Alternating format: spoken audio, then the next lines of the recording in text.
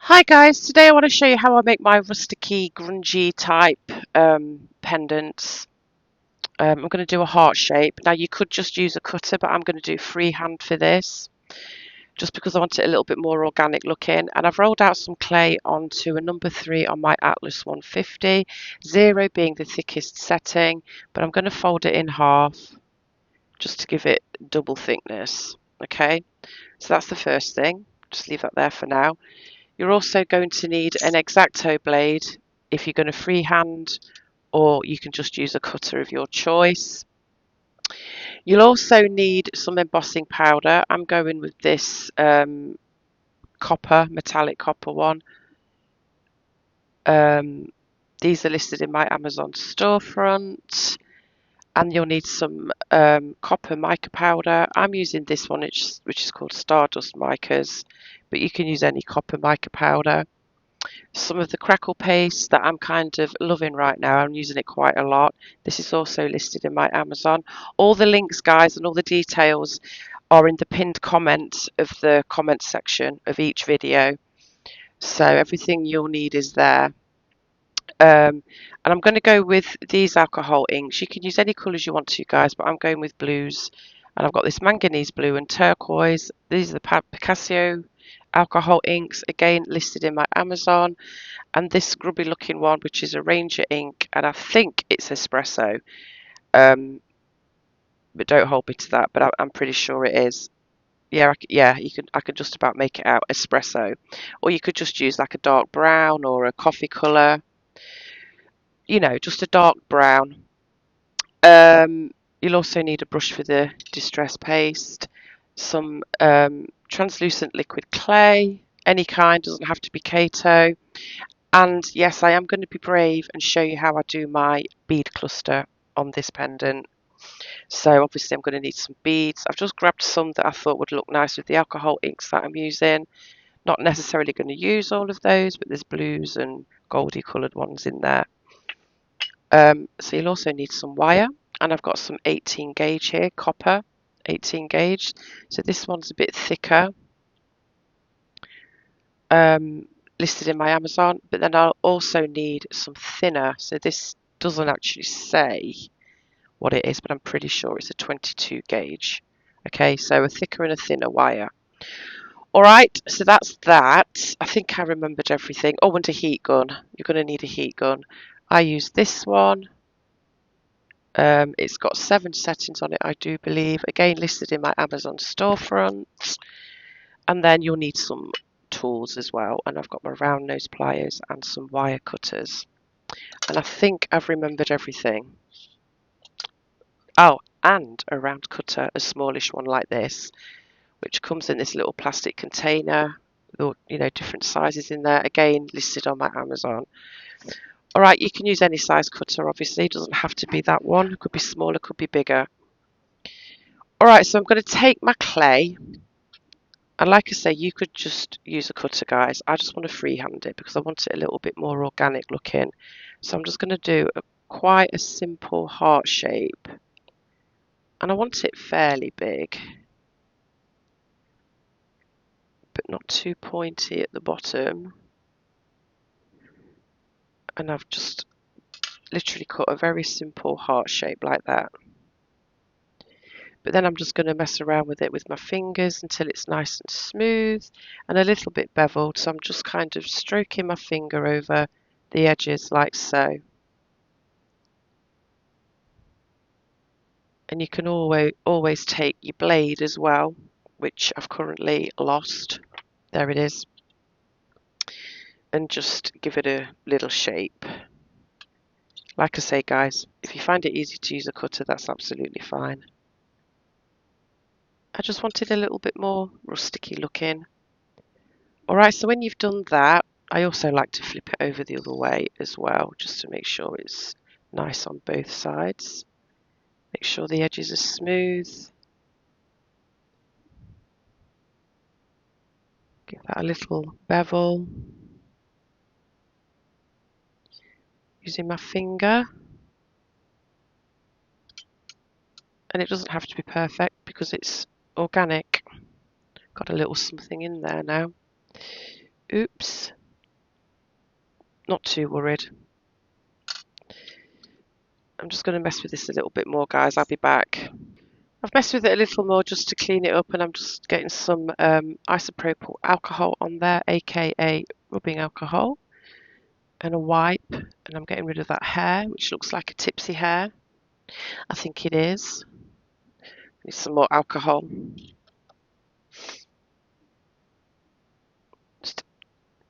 Oh, it's an awkward little thing, isn't it? It's not wanting to come off. Get off, get off, get off. Right, got it.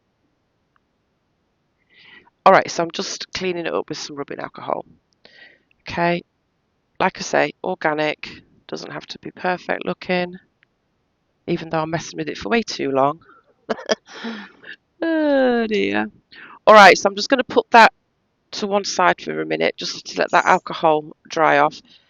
And I'm going to get the rest of that clay, although I'm not going to need all of this, to be honest, guys. You just need a little tiny bit. So, and I'm just rolling that back through the pasta machine, but I'm going to take it down to a number 7, which is quite thin. And like I say, you don't need a great deal, so it's quite thin. And I'm not going to need anywhere near that much, so I'm just going to take a little strip like that. I'm just going to tidy it up a little bit as well. Like I say, you do not need a lot of this. And then I'm going to get my heat gun, but I'm not going to do it on camera because it's too noisy, guys.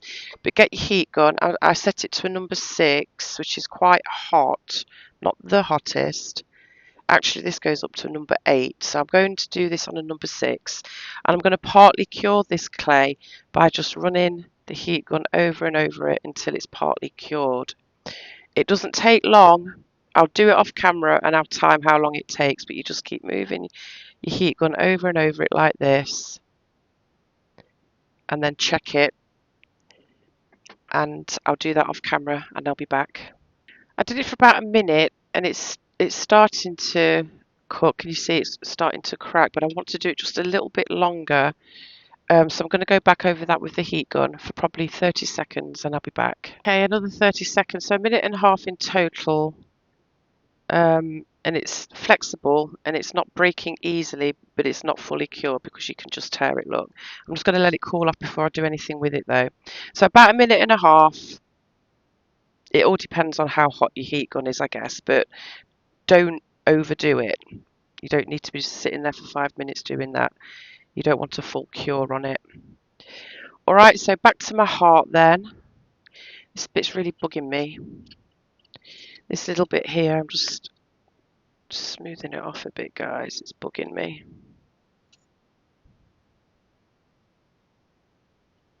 Back to your heart then, or whichever shape you're using. And I'm just going to get that round cutter and I'm going to cut a hole about there. So in the middle, but higher up, not bang in the middle. Although you could if you wanted to. Wherever you want to put it, guys. Alright, so that's the heart done. Fiddle with it some more, Deb, why don't you? It's rustic, it doesn't need to be perfect. Alright, so there's that. Now onto the Crackle paste. So I'm just going to get my brush and that paste, and I'm going to dab it fairly liberally all over, apart from where I'm going to put my other Crackle bits, which I'll show you in a second. So I'm just kind of stippling it on, guys, and I like to use a bit of a stiffer brush for this, just because the thicker you put it on, the more Crackle you get. And I'm going to take it on the edges a little bit as well. So just stipple, stipple, stipple. Brush them on the edge a little bit. But I'm just going to leave a bit of a gap. So I'm just going to put a little bit down here, but not up there. Like so.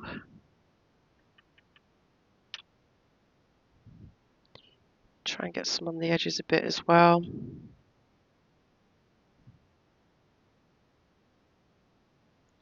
Just to give it that more rustic look.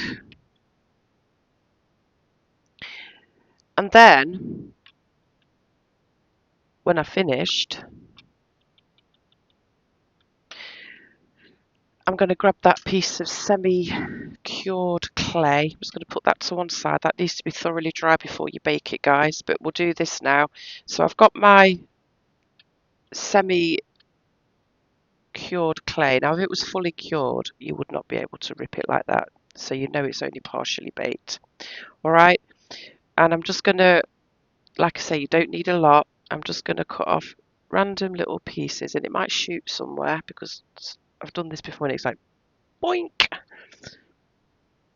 So just random little bits and little shapes, some bigger, some smaller. It's just random. Think of it as like a mosaic type thing. So let's get some chunkier pieces going too. Oops.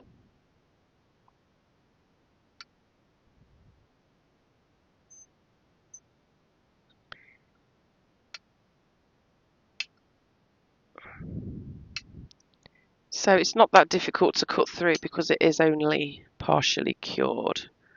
Don't even know if I'm going to need any more of that. I might use that for something else when I do some more of these. So when you've got a few pieces like that, let me just do a couple more just in case. See, shooting across the tile. Boop, boop. All right, so you've got your little mosaic-y bits. We're just going to need some liquid clay now. So I'm just going to empty some out onto my tile. Oh, I don't think I've even opened this one. Oh, I think the lid's still in. Let me just grab one that I've actually not used. I've already used, guys, rather than that one. It's brand new. I've just got a little bit left in this one. You don't need a great deal, just a tiny amount. I'm going to clean that brush off that I used for the Crackle paste. And I'm just going to brush some on the areas where I didn't put the Crackle paste. Like so. You want it to be quite thick. Having a hard time seeing, guys. I've got some new glasses, you know. I've only ever had reading glasses, but my eyesight was getting pretty bad, so I went to get my eyes checked, and yep, I need glasses.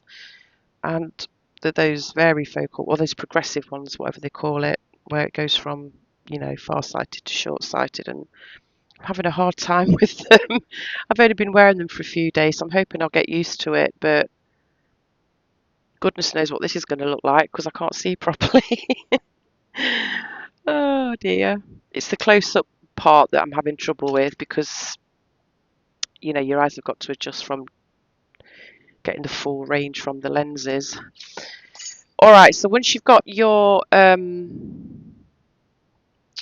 liquid clay on there, I'm just going to start picking up these little pieces if I can. Try and get some liquid clay on there to help it stick. It's not working though, is it? And I'm just going to place them on there.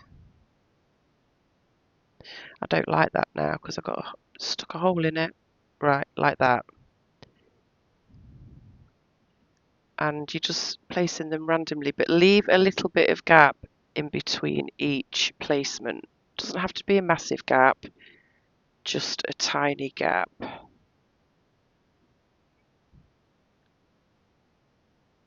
I get some smaller pieces in there,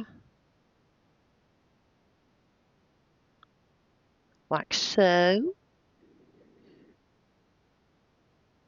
Let's go there like that. So you're just placing them wherever you think looks good. It's very random, guys. I'm just breaking that little piece up a bit. Ooh, but not that much. So try and fit them together, but leave a gap, like so.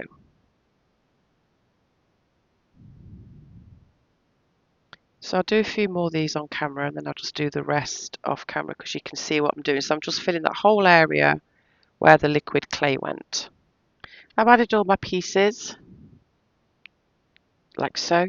But I'm just going to embed them a little bit. So I'm just going to take the end of my X-Acto blade, just something flat that you can gently just push them in a little bit. I mean, the liquid clay is there, but I just like to embed them slightly, like so. All right, guys, that's it for this stage. Very simple. I'm going to go and bake this for an hour, and then we'll move on to the next step. This is baked now, and I did give the back a little bit of a sand because there's a few little gnarly bits on it, but that's okay. So, rusticy little heart. And I did forget something, guys. You're going to need a distress pen as well. Again, these are listed in my Amazon. All right. And we are going to be using some more rubbing alcohol, isopropyl alcohol. All right. So, let's go with these inks then. And I'm just going to, let me just take the lids off these first before I do anything else. And hopefully I won't knock them over, as I am prone to doing. All right, so I'm just going to give the pendant a quick spray with rubbing alcohol, and then I'm just going to quite literally just drop inks here and there. And it's okay if it runs into those little gaps where the raised bits are, that's fine. I kind of like that actually. So I'm just going to mess around with these inks until I've got the desired look. A little bit of turquoise going in.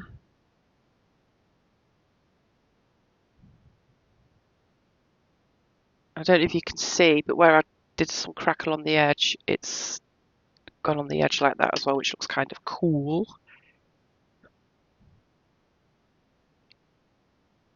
I'm just going to keep blobbing that around. No rhyme or reason, random. I'm going to get this espresso, which is very gunked up. And I'm just going to throw some of that on there as well. But I like to dab that away a little bit and just keep applying because sometimes it looks a bit too dark.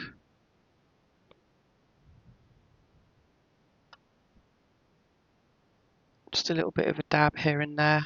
And then I'm going to go back and I'm just going to keep playing, guys, until I've got it how I want.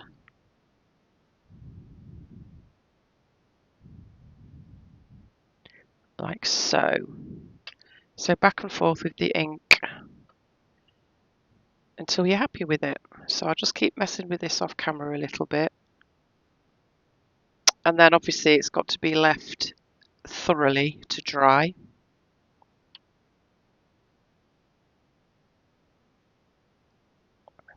So you can just dab a little bit back off. If you don't like it, you can add some more. So I'm going to keep doing that and then I'm going to let it thoroughly dry before we move on to the next step. And the other thing as well, you can just paint some ink on the back because it kind of leaks through anyway. But I wanted to add ink on the back anyway, so that's good. I'll be back. All right, guys, I'm so sorry. I forgot to say, don't let it thoroughly dry just yet because we need to add some of this copper mica. I completely forgot about that bit. So if you did go off camera and let it dry, just add a few more drops of alcohol ink. So you've got the ink still slightly wet. I apologise, but you're just going to take a very tiny amount of this and just drop it in random places. You don't want a great deal, and you don't have to add that bit at all if you don't want to. But I kind of like that little bit of glitter on there.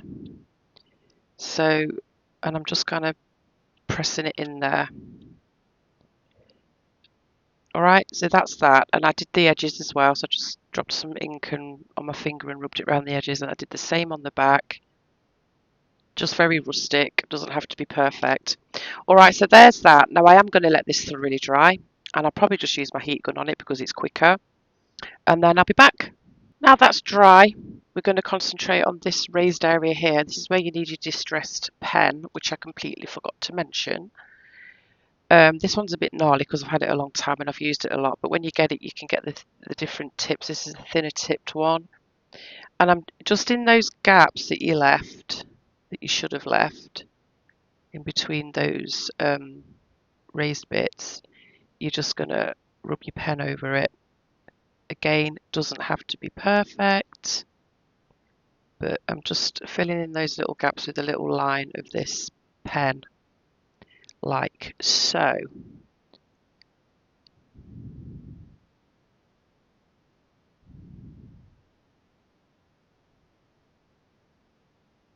Might have to go over a couple of times because by the time you've done one bit, it might have dried off already. But when you've done that, then just grab your embossing powder, put your piece on a piece of paper, and just throw that on there, like so. All right, and that pen will leave the residue behind, so the embossing powder can actually stick to it. I'm just going to give it a quick blow. All right, and then you've got your paper to put your powder back in the jar so you don't waste any, apart from the fact that I just spilt a bit, but oh well. Okay, so there's that. Let me just find, what have I done with that? Let me just wipe this down quickly. All right, so there's that. Now, obviously, we need to set this embossing powder, and you need a heat gun for that. So again, I'm not going to do it on camera because it's loud. Actually, I will, but I won't talk. So I'm just going to go over it. It happens very quickly. Just go over it like this. Don't touch the clay with it. Just over and over until you see it do its embossing thingy.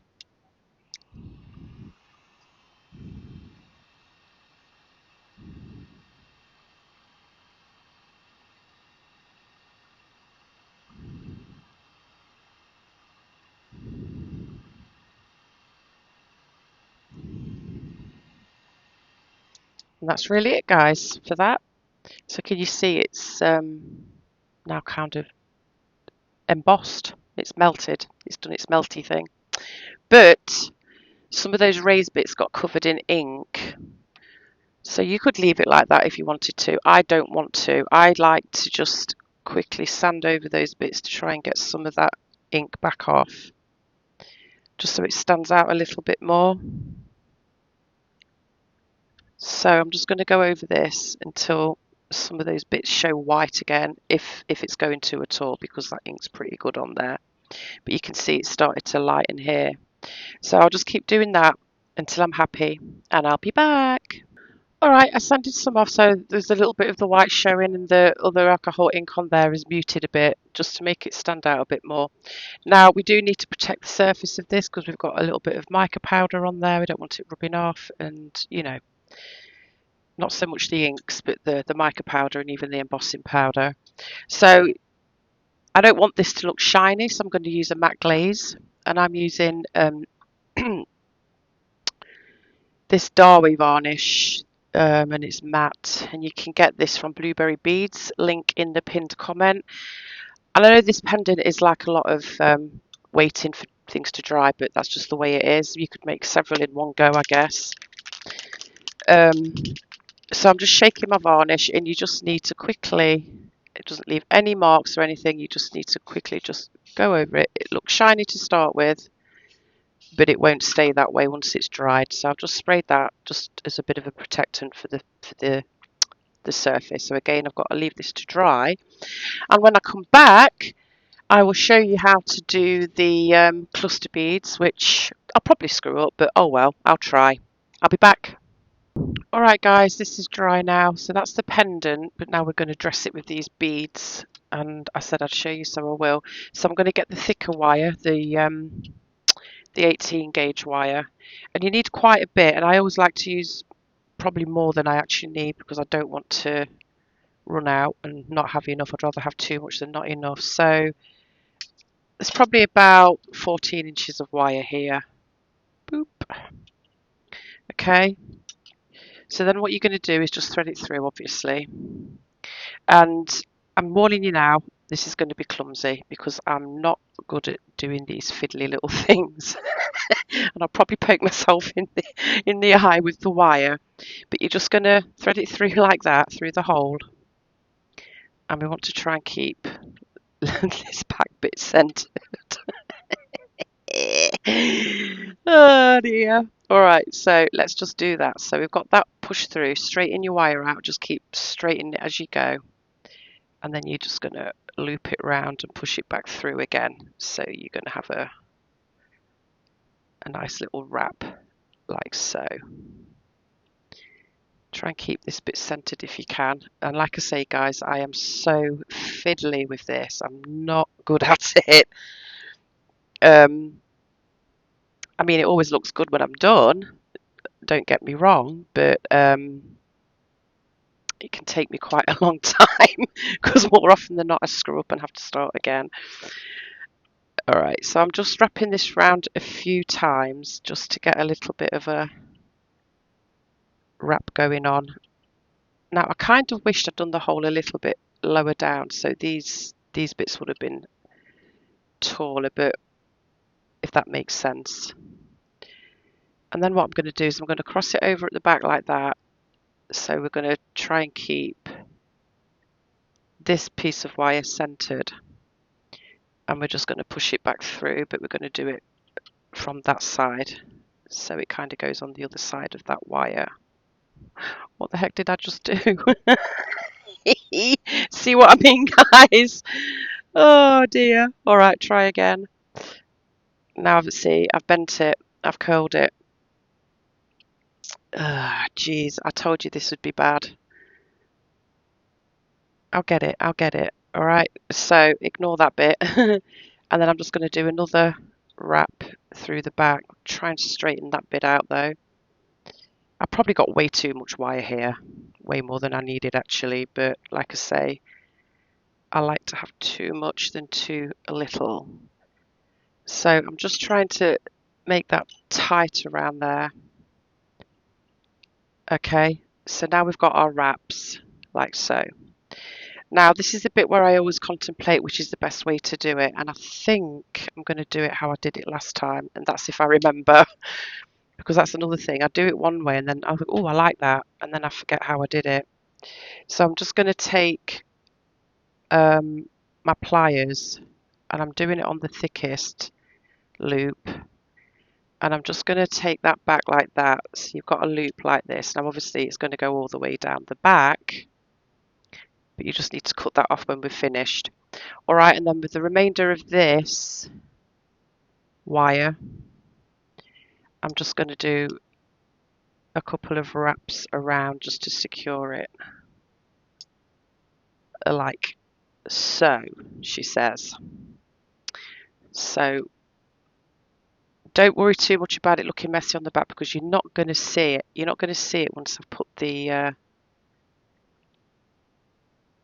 I'm having a hard time seeing period, so there is a little bit of wire left, but oh well. And then we just want to snip this off just so it's not hanging down and showing anywhere. So as clumsy as that was, I hope that made sense, and I'm just going to pinch these down a bit. Again, not that it matters too much because it's going to get covered, but I am just going to snip this little bit here shorter. And then I'm just going to flatten it down a little bit. Try to anyway. Again, it doesn't have to be perfect. Okay, so there we go. So there's your loop and your wire like that. All right, so that was the first bit out of the way. Now I'm going to get a really long length of this. Now I want to say probably, I don't know, 20 inches or so, because this does get used up really fast, guys, so it's pretty long. Okay, and I'm just going to take it just to start it off and just kind of twist it around the previously wrapped wire, just to make sure it's in place, and then bring it forward and get rid of the excess at the back, like so. Oh, my eyes are so bad, guys. Well, it's these glasses, I haven't got used to them yet. All right, so now you've got that little bit wrapped round, and it's, you know, wrap it around a couple of times and so it's secure. Right, then get this to the front like so, and then just select the beads that you want, and you just quite simply chuck it on the wire like that, bend it into the desired position, and then wrap around again to secure it. You don't have to go crazy, just one time will do. So there's that first bead. Okay, and you're just going to keep doing that until it fills the whole area, front and back. So I'll do a few more. And here's a smaller bead. So do the beads different sizes as well. Sorry guys, I went off camera there, but I've just literally just strung that on there. Bring it around to where you want it again. It's quite fiddly. Well, it is for me. Oh dear. Right, so you got that second bead on there, and then you're just going to twist it around to hold it in place. Now you will have some of the wire showing through. You can tuck it in, and I'll show you that at the end, but it does give it a more rustic look, which I personally like. But you know, so let's get another one, another bead, and just string it on. And again, just position it where you want it to go, and try and pull it up tight and around like so. Okay, let's do another one. So which one do I want to go with next? Let's go with this smaller bluey coloured bead. So I've got several different beads in different shades of blue, and then like the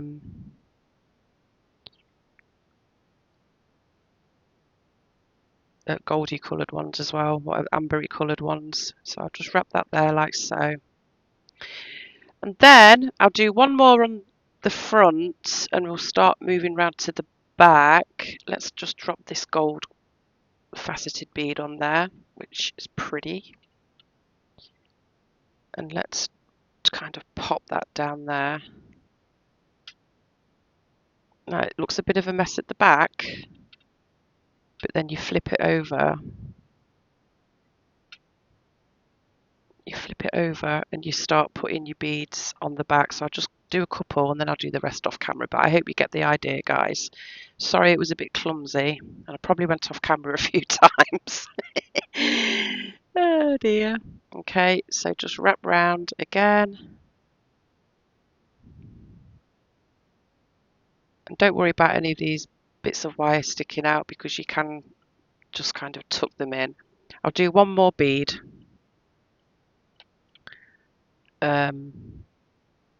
Oops, sorry guys, I keep going off camera, don't I? And I'm just stringing that on there. So now you're starting to work on the back, see? So you just keep doing that until you've covered that whole area. And like I say, don't worry about these bits of wire poking out, although I could have pulled that a bit tighter.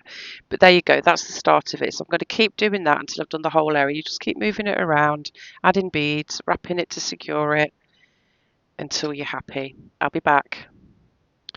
Okay, I've wrapped it all the way around, and you can see it looks a bit messy, the wires showing and all the rest of it. That's fine. You can leave it like that, it's pretty rustic. Or you can just gently get your pliers and just tuck them in a little bit, and also that helps secure it as well. Sorry guys, I went off camera, so I'm just getting my pliers and pushing it up there, just to tidy some of these up that went a bit awry on me, like this one for example. That wasn't supposed to be quite as obvious as that, but oh well. And you can kind of tweak the beads and maneuver them a little bit to where you want them better.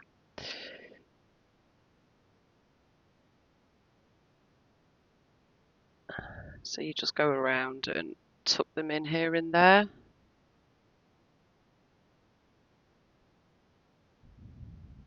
But that's pretty much it, guys. I'll probably just fiddle with this a bit more off camera. But I hope you got the general idea. And then you've still got your loop in there to put your chain through. See, to me this looks a little bit messy at the back, so I'm just, again, just tweaking the wires a little bit, maneuvering the beads a little bit. This bit's bugging me, of course. But you just mess around until you're happy. Alright, so that's the pendant. I'm probably just going to throw a chain on it, like a copper chain on it or something. And excuse my gnarly bits of wire sticking out, but I am going to play with it until it looks a bit neater. But you get the idea, guys. I absolutely love these. I hope you do too. Thank you for watching, and I'll catch you later. Bye.